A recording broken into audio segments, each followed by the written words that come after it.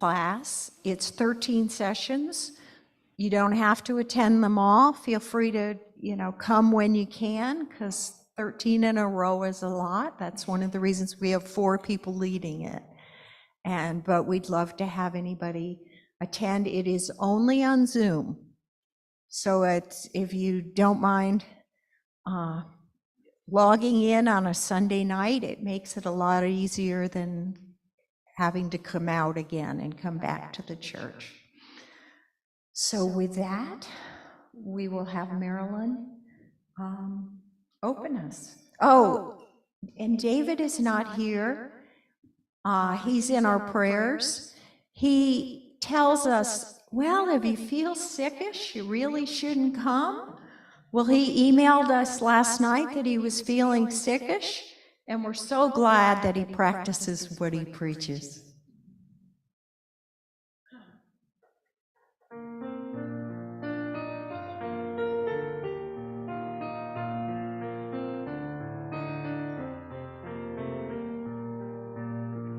Every way of compassion, every road of peace, every life-giving path is welcome here.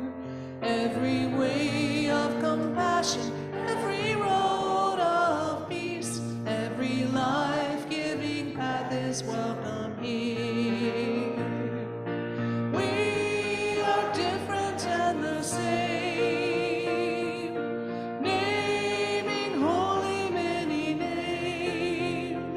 Every way of compassion, every road of peace, every life-giving path is welcome here.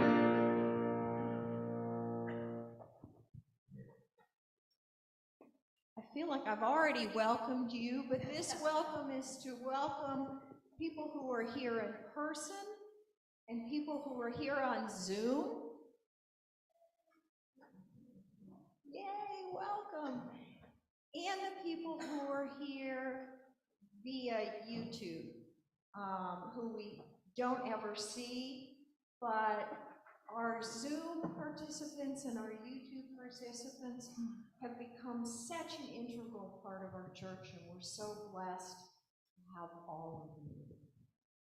And so now let us join together in community.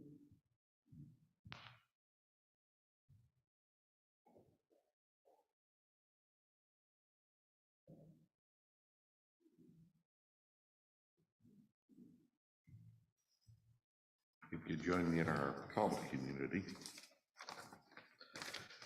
Come, let us be joined in community. Let us open our minds to the challenge of reason. Open our hearts to the healing of love. Open our lives to the healing of conscience. Open our souls to the comfort of joy. Astonished by the miracle of life, grateful for the gift of companionship, confident in the power of living faith, we are here gathered. Come, let us be joined in community.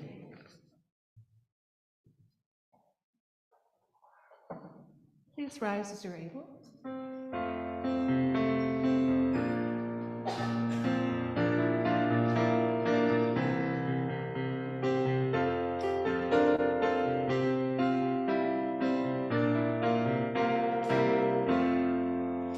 Arise, your light is come, the festal time is near, the shadows cannot overcome God's Spirit dwelling here. Arise, your light is come, oh see the natal star, God's guiding fire will lead us hence like magi from afar.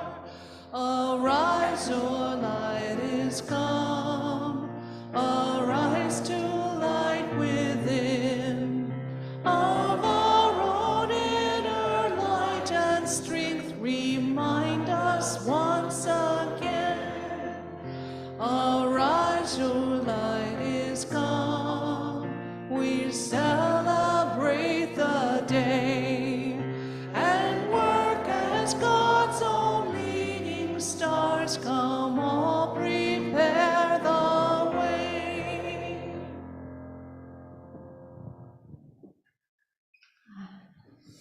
Want to welcome the young and young of heart for our children's time. Jack is out sick today, so we will keep Jack in our prayers and enjoy whatever Mr. Monkey and Hortense have for us.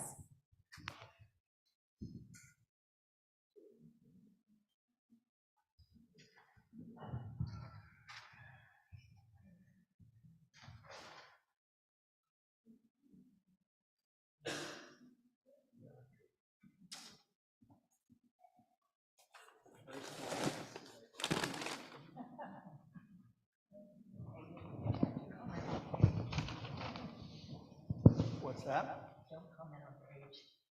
Age, oh no.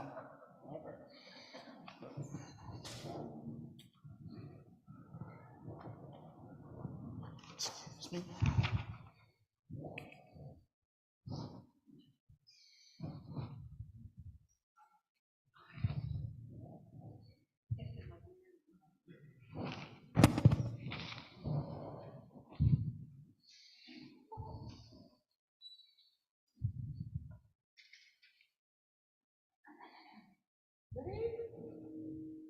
Yes. Me. Hello, everyone. Hello, my wonderful friends. Happy New Year. Happy New Year, Mr. Monkey. And who's your little friend there? Now, this is my ventriloquist dummy. His name is Chippy. And me and Chippy are going to do a ventriloquism show. Oh, goody! Young people, ventriloquism is when someone can make a puppet talk without moving their lips. Right, Mr. Monkey? Exactly. And I'm very talented, Oh, good. as you know. So, Chippy, can you tell us a joke?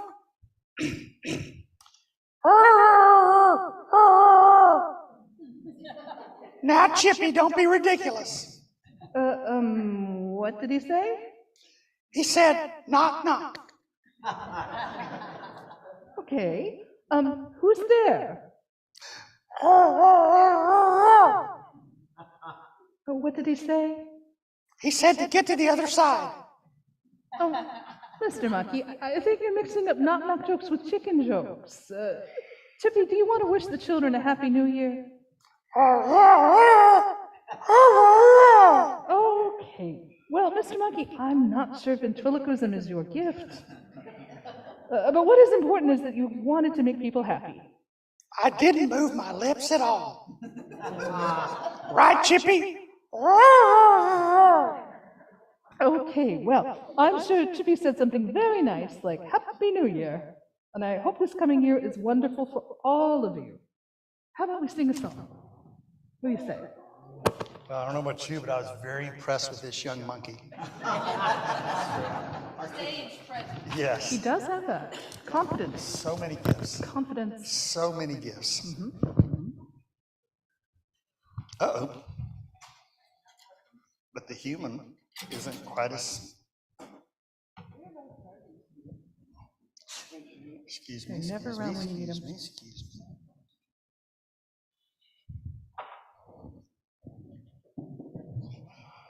Okay, cover your ears. This is gonna pop.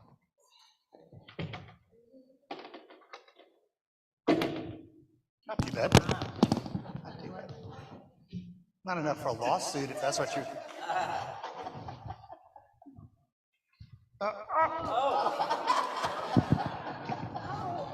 Yeah.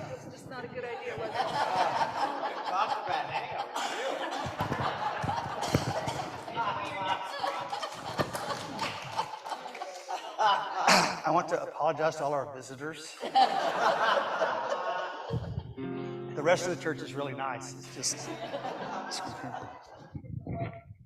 it is, unless you make a mistake. Okay. We'll do it like we haven't done this song in a long time. We can do it, we can change the world. We can do it, we can make things better. Love is calling every one of us. We can do it, we can change the world.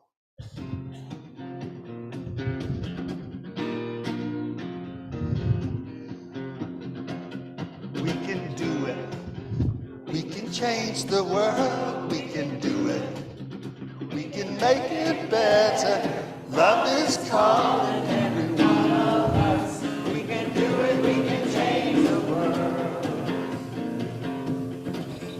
We can do it, we can change the world. We can do it, we can make it better. Love is calling every one of us. We can do it, we can change the world. Do it, we can change the world. We can do it, we can change the world.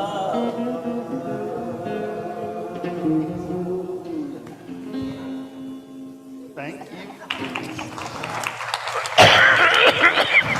Just a reminder, chapel, children's chapel and children's Sunday school and youth Sunday school start us again next. Oh.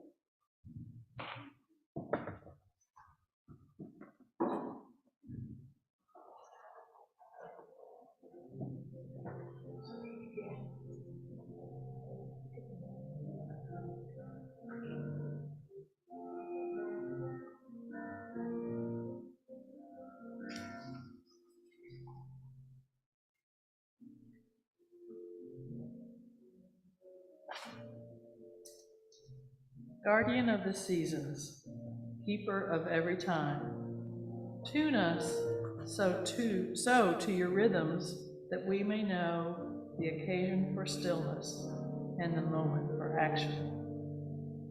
May we be so prepared, so aware, so awakened in our waiting, that when you prompt us into action, our hands may be your hands and our purposes your own.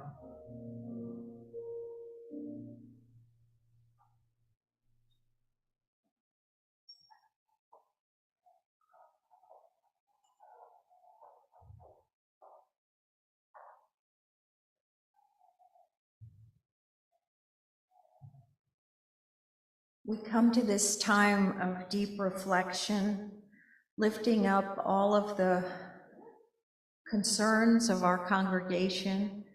We're thinking of Brett today, who has been hospitalized with symptoms that came from cancer treatment. And we're hoping that he either is home already or will be home soon. We lift up David and hope that he feels better. We lift up our community members on hospice and their families. And we lift up the all at the border who are dealing with the immigrants themselves who are just looking for a place to be safe, and all those who are helping them and dealing with this whole situation. We changed and we stopped doing a disciples prayer every week, and some have said that they missed the disciples prayer, and so this week we're going to read the disciples prayer from New Zealand together as our prayer. Let us join together and read: Eternal Spirit, Earth Maker, Pain Bearer, Life Giver, Source of all that is and that shall be, Parent of us all, loving God, in whom is heaven. The hallowing of your name echo through the universe. The way of your justice be followed by the peoples of the world. Your heavenly will be done by all created beings. Your commonwealth of peace and freedom sustain our hope and come on earth. With the bread we need for today, feed us. In the hurts we absorb from one another, forgive us.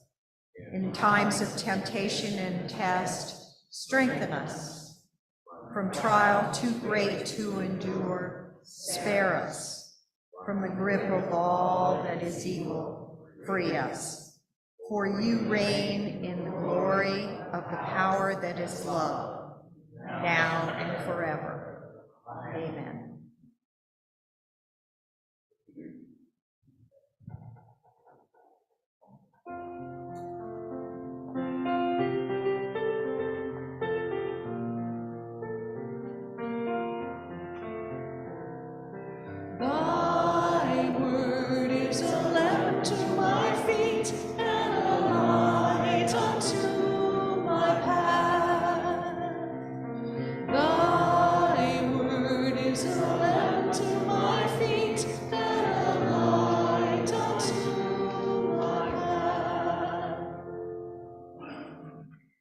This morning's scripture is from Matthew chapter 2. Herod became furious when he realized that the astrologers had outwitted him. He gave orders to kill all male children that were 2 years old and younger living in and around Bethlehem. The age of the children was based on the date Herod had learned from the astrologers. Then, what was spoken through the prophet Jeremiah was fulfilled. A voice was heard in Ramah, sobbing and lamenting loudly. It was Rachel, weeping for her children. She refused to be consoled, for they were no more. After Herod's death, the angel of God appeared in a dream to Joseph in Egypt with the command, "Get up, take the child and his mother, and set out for the land of Israel. Those who had designs on the life of the child are dead." Joseph got up, awakened Jesus and Mary, and they returned to the land of Israel. Joseph heard, however, that Archelaus had succeeded Herod as ruler of Judea, and Joseph was afraid to go back there. Instead, because of a warning received by Joseph in a dream, the family went to the region of Galilee. There they settled in a town called Nazareth. In this way, what was said through the prophets was fulfilled. He will be called a Nazarene. Ancient words for our present day consideration.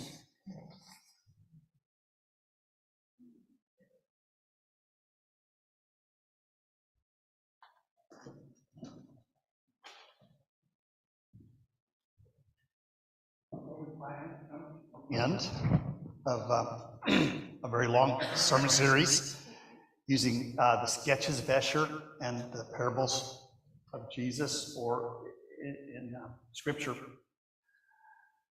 to get across what I think is a very important point, that I think if you look at somebody like Jesus or Buddha, they're trying to teach awareness, right? But what happens then is the church comes along. It's a whole lot easier to teach creeds and beliefs than to actually help somebody find their own wisdom. So somewhere along the way, the church left really the teachings of Jesus and came up with creeds that were more about sacrifices, about power. And there were ways that Christianity could be reshaped so that it worked effectively within the Roman Empire. This is very important, and that is the Christianity that is functioning, unfortunately, very, very well within the American Empire, where all you have to do is say certain words and you're on the team. Whereas when you look at Jesus, it was much, much clearer you needed to love. And that was the only test that mattered. So, we're looking at the last, what I would call a parable, and that's the story of Herod. Realize the Christmas story was written hugely after the fact. Each of the gospel writers had very, very different intentions, purposes. None of them were trying to do history. That is not the purpose of religion. What they were trying to do was awaken people, to set lives on fire on behalf of humankind.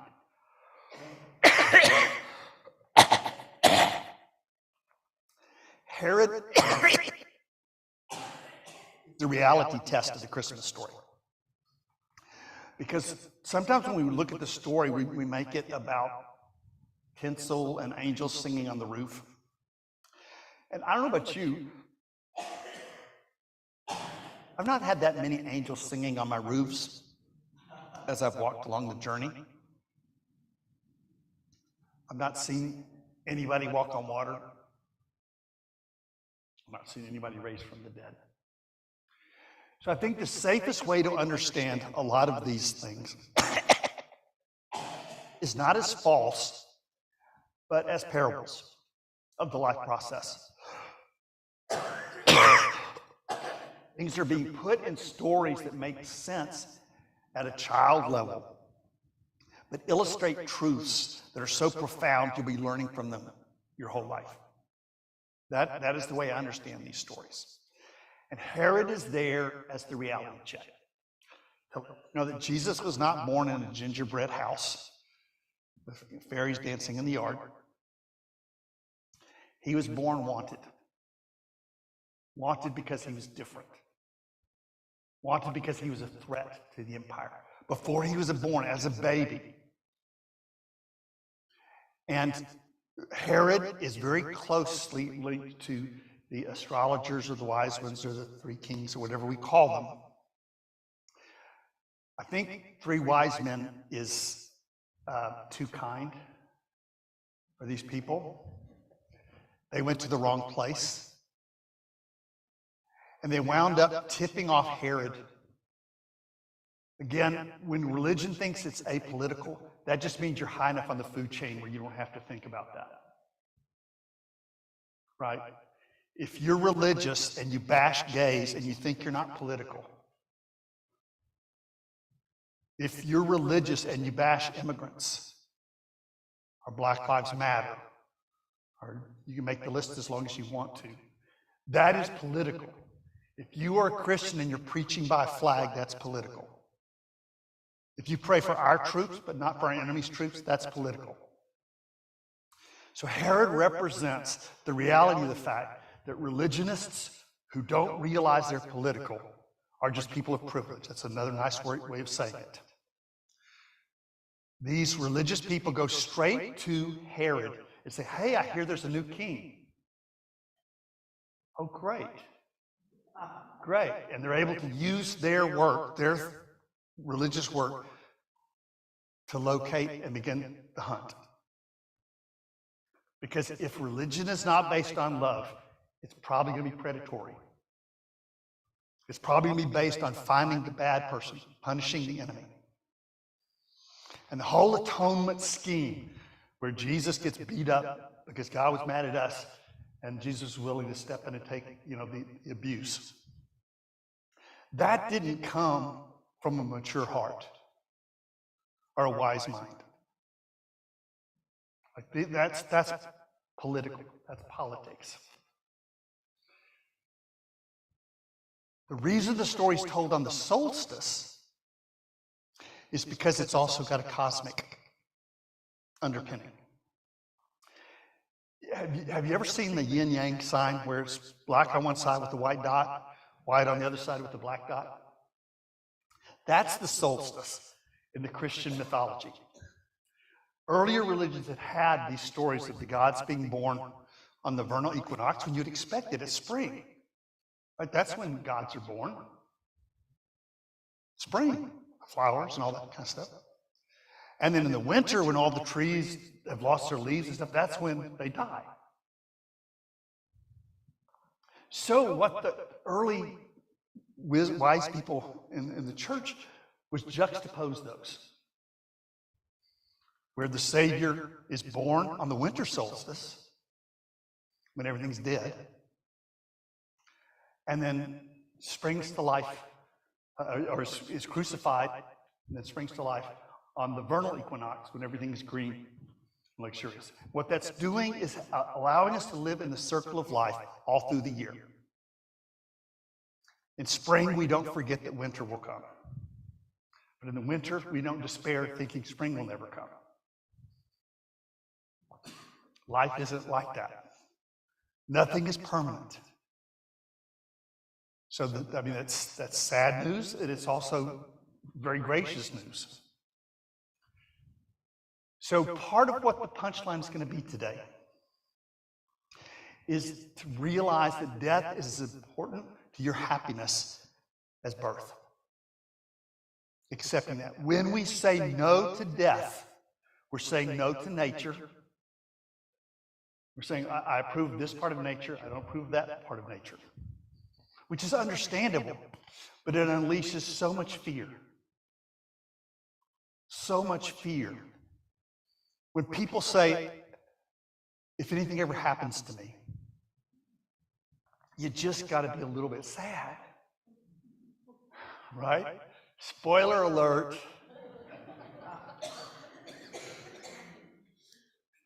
None of us gets out of here alive. and it's okay. If you identify as the life process itself, if you identify with this, then fear will fill every pore in your body. So the call is to go deeper into life, into nature, where you realize that life and death are not two different things. They are aspects of a great circle of life. And I love the Elton John lyrics where it says, some say eat or be eaten, some say live and let live, but all are agreed as they join the stampede, you should never take more than you give. In the circle of life, it's the wheel of fortune, it's the leap of faith, it's the band of hope, till we find our place on the path unwinding in the circle of life. Consider my cost to be commas right now. Dramatic, tension building moments. So let's look at the Escher drawing. If you look at this, it may not seem real happy. You've got an eyeball, and it's reflecting a skull. And it's that idea that life and death are aspects of one another. Until we can lose our fear of death, it's really hard to be fully alive. You know what I'm saying? When our biggest agenda is to hold on to life, as Jesus said, you lose it. When you try to grab life and get a stranglehold and keep things from changing. So Herod is the symbol of that part of ourselves that prefers the past to this new age that's being born. Herod is very popular in Texas, where it's trying to get back to something that supposedly used to be. And it doesn't take evil or mean, cruel people. It's bad theology. And when you believe that, you're capable of almost any evil. Almost any evil. You'll betray almost anyone to feel safe. You're not meaning to be cruel. You're not meaning to be stupid. But you have to renounce science. You have to renounce reason. And that's the Herod in us. In fairy tales, that's the dragon that's guarding the virgin as though it could do something with the virgin. Who is it? Joseph Campbell would talk about that. And then guarding treasures and things that, dragon doesn't have any use for treasures either. You just guard it because you don't want things to change. If you go to Facebook, you'll see this every day. Where people look like they're talking to you and with you, but they're using their reason to shut down new insights because they're afraid. Right? The world is changing and they don't have a way of comprehending that. So they're using reason to shut you down if you have a new insight. They'll misphrase what you said. They'll twist it. And what they're trying to do is shut down the conversation so they're not afraid anymore. How do we get, as a country, to valuing Confederate statues? What could be more pathetic than that? The people who say, the best years of my life were the 200 years before I was born.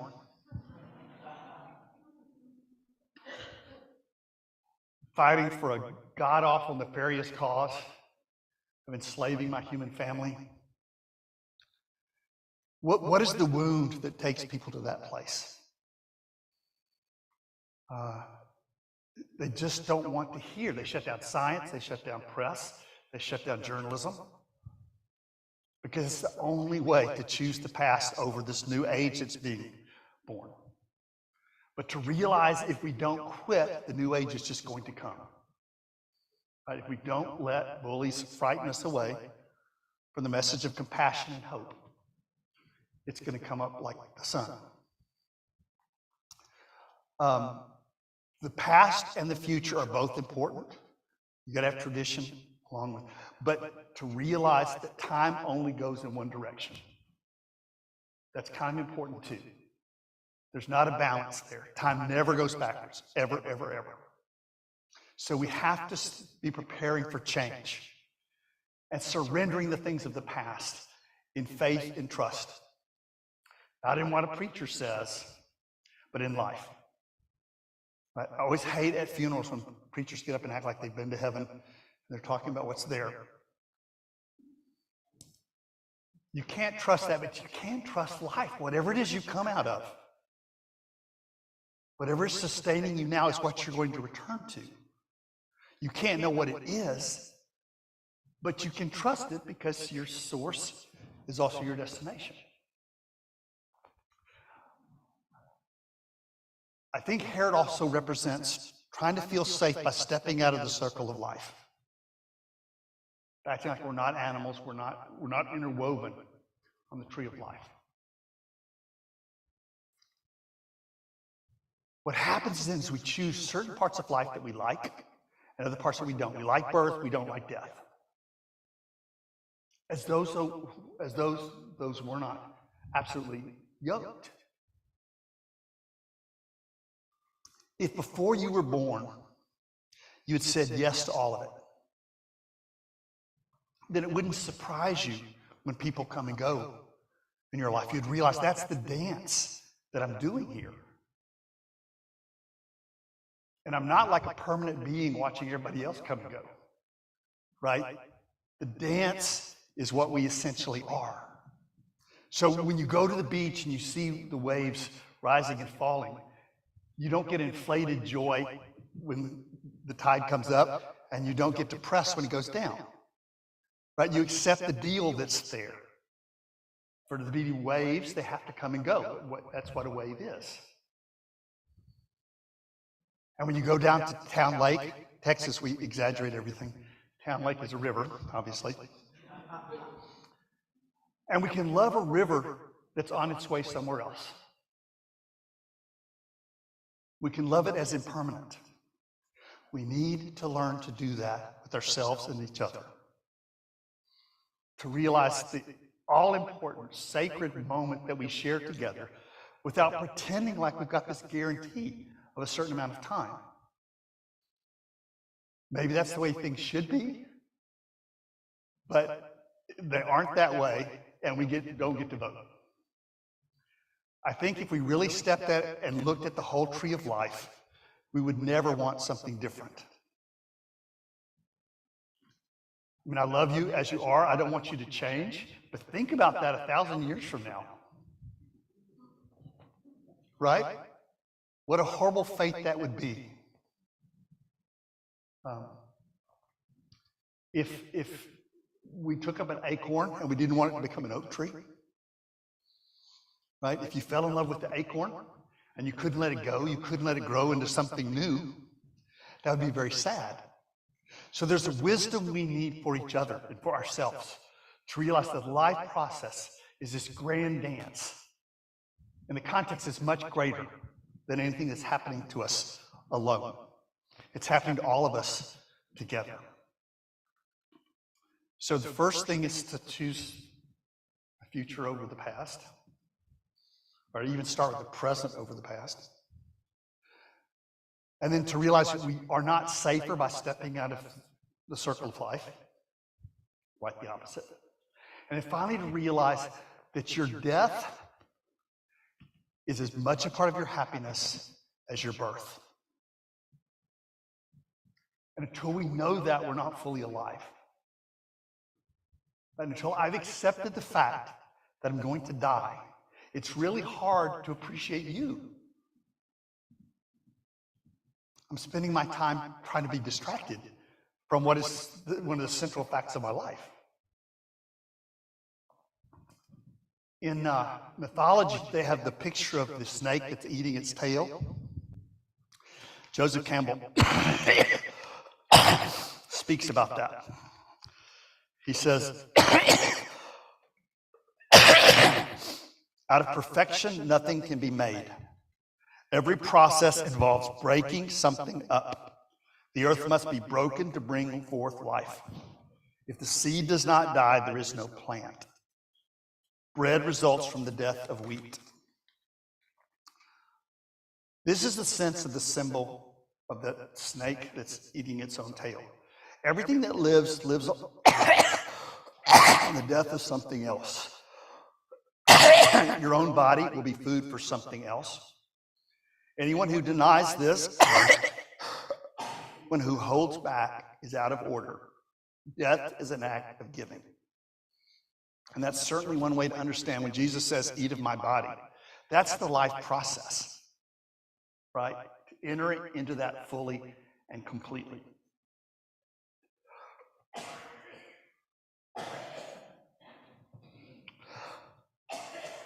We talk about the resurrection often in traditional Christianity. Isn't really a resurrection at all. It's more like a zombie apocalypse.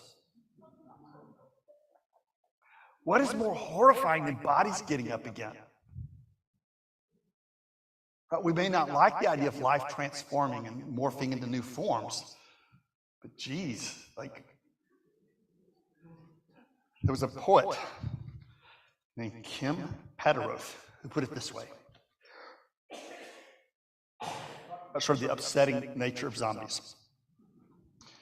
I don't really believe in zombies, but I think zombies are not fully dead. They upset the essential balance of nature. No animals eat zombies, apparently, and zombies do not seem to decay at all. To the point of disintegration and reintegration back into the soil. So the food chain or the circle of life seems to end or be short-circuited by their existence. Zombies fulfill the worst potentialities of humans to create a hellish kingdom on earth of endless, sterile repetition and boredom. In a way, isn't that the heaven that we were taught? Something artificial, laminated up in the sky. What a greater heaven to be in the dance of life and to come in and out of that. In the ancient world, they always tried to remember death. One of the practices was to bring a skeleton to the party. Now, probably you'd never get invited back again, so I'm not recommending that. But what if you didn't get lost in happiness? What if you enjoyed what was there as it came and let go of it when it came time for it to go? They also believed, and I love this, they looked at the palm, they're very creative, and they saw M's on both hands. And I thought I was going to look it up, and I forgot. It's memento mori or something like that. Remember, you're going to die. Written on the hands, they thought. What if we realized that death is no more an enemy than birth is? That you cannot separate nature out. You can't say, I like this part of nature, I don't like that part. I think Herod carries a lot of weight in the Christmas story. And he represents a political bully. He represents those who choose the past over the future. Those who believe they can step out of the tree of life to hold on to power and wealth. They also represent people who don't realize that they don't need to fear death. And the violence that Herod unleashed was a fear.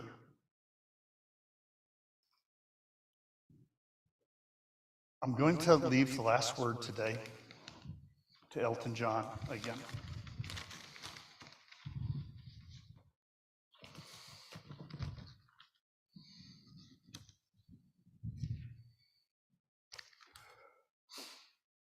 Some of us fall by the wayside, and some of us soar to the stars, and some of us sail through our troubles, and some have to live with the scars.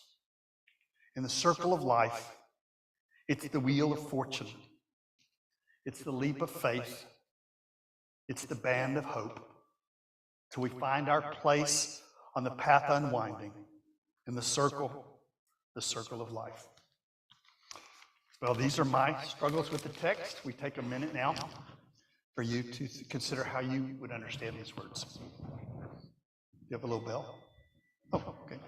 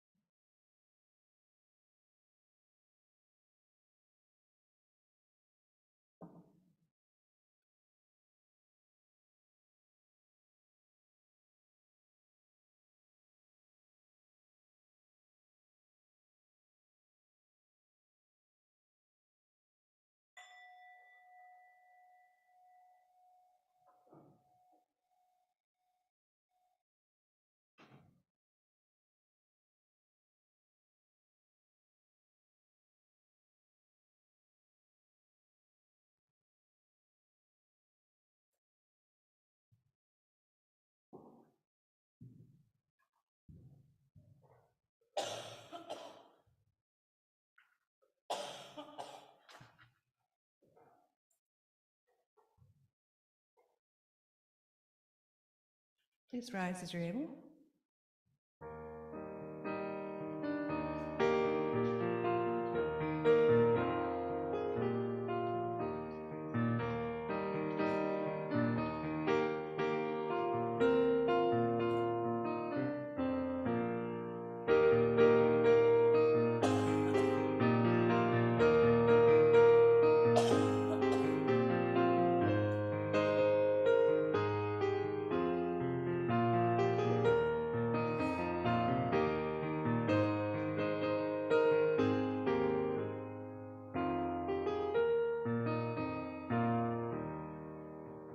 All of you who walked in darkness, who have known the fear of night, now rejoice and sing with gladness. Come and see the wondrous light. God has turned your tears to song, lifting burdens, righting wrongs. God sent us a tiny boy, bringing hope and peace and joy.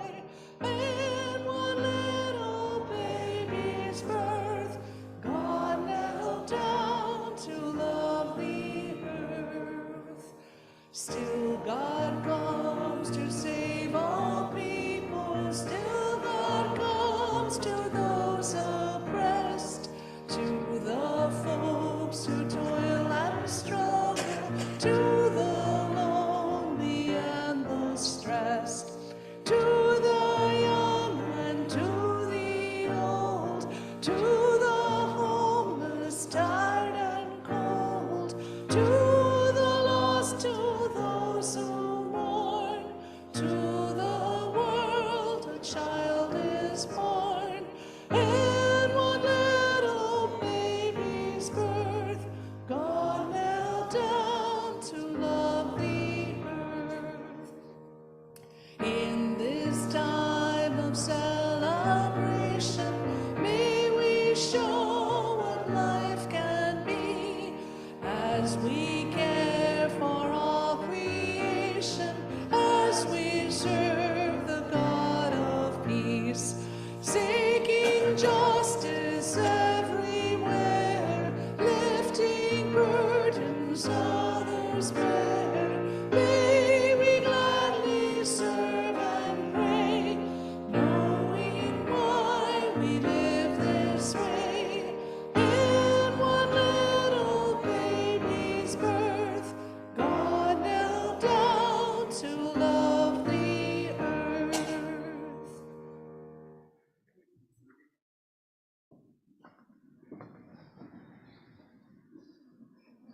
We celebrate our gifts of this community, our generosity, our compassion, our sense of justice, When we give freely of our time, resources, and talents, we work to make our world a better place for all. This is our calling as human beings and as a people of faith. May our open hearts and open hands change us and help change the world. Would the ushers please come forward?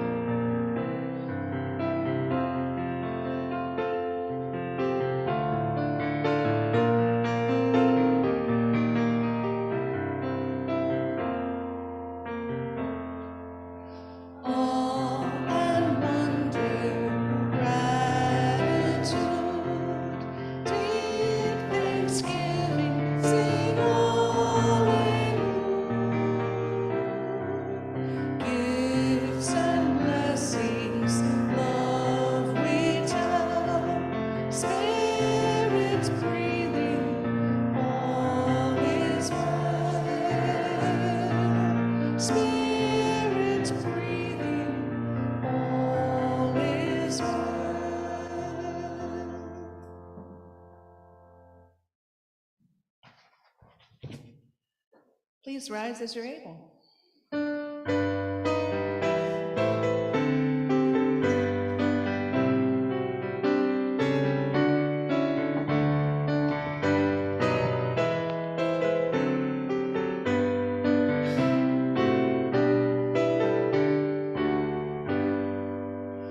Within the shining of a star, we catch a glimpse of who we are. In every infant born, we see the hope of our nativity.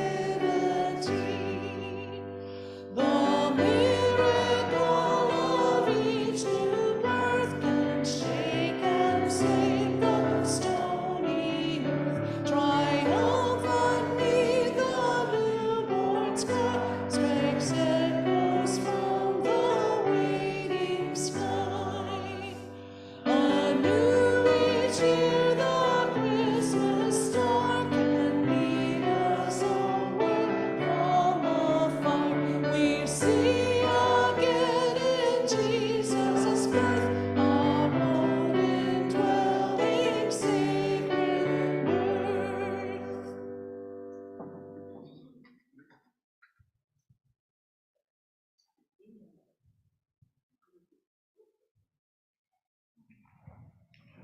Can I say something first? First, thank you for being here today.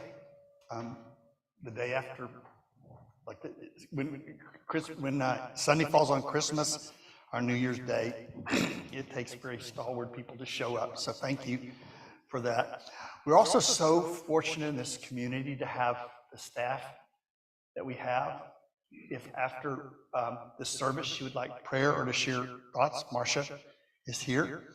Although all of them can do all of this kind of stuff, and Erica is focused on the youth and the families, but she also can handle every other aspect of ministry too.